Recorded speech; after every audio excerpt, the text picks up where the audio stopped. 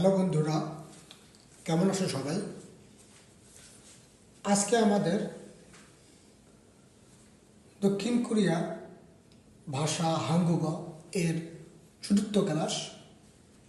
আজকে আমরা জানব যৌগিক ব্যঞ্জনবর্ণ। যৌগিক ব্যঞ্জনবর্ণ কয়টি এবং কি কি?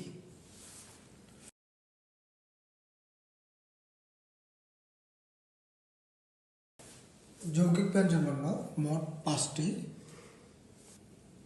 চলুন দেখে নেই সেগুলা কি কি।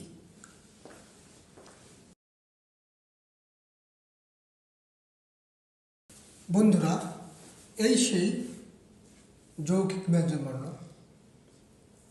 আমরা এবার এর উচ্চারণগুলো করব।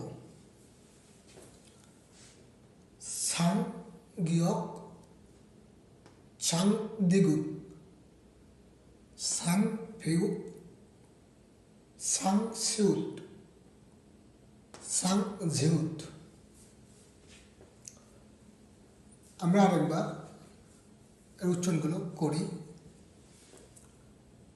সাং গিয়ক, সাং দিগুত, সাং ফেউক, সাং সিউত, সাং ঝিউত। আমরা এবার বাংলা উচ্চারণগুলো লিখব এবং বাংলা উচ্চারণগুলো করব।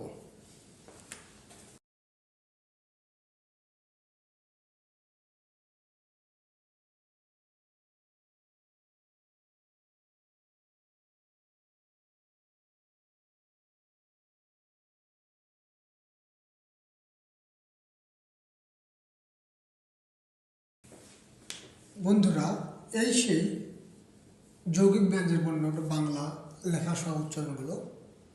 আমরা এবার বাংলা লেখা সহ এর উচ্চারণগুলো করি। ছাংগীয়, ছাং দিগুত, সাং ভেউক, সাং সিউত, সাং ঝিউত। আমরা আরেকবার এই উচ্চারণগুলো দেখে নিই। সাং গিয়ক, ছাং দিগুত, সাং ভিউক, সাং সিউত, সাং ঝিউত। বন্ধুরা, ইতিমধ্যেই আমাদের পরপর প্রথম 4টি ক্লাসে দক্ষিণ কোরিয়ার ভাষার স্বরবর্ণ এবং ব্যঞ্জনবর্ণ জানা শেষ। আপনারা মৌলিক যে কাঠামোটা কোনো এক ভাষার, এই কাঠামো ব্যঞ্জনবর্ণ স্বরবর্ণ আপনাদের জানা শেষ। আপনারা এগুলো সুন্দরভাবে এবং সঠিকভাবে পড়বেন এবং মনে রাখবেন। পরবর্তী ক্লাসে আমরা যখন এর উচ্চারণ পদ্ধতিগুলো জানব, তখন ভালোভাবে আপনারা বুঝতে পারবেন। ঠিক আছে বন্ধুরা, আপনারা অবশ্যই এই ব্যঞ্জনবর্ণ এবং স্বরবর্ণগুলো সঠিকভাবে পড়বেন এবং জানবেন, ভালোভাবে আয়ত্ত করবেন। তাহলে পরবর্তী ক্লাসে আপনাদের কোনো প্রবলেম হবে না। ঠিক আছে বন্ধুরা, আপনারা সবাই ভালো থাকবেন, সুস্থ থাকবেন। আল্লাহ হাফেজ।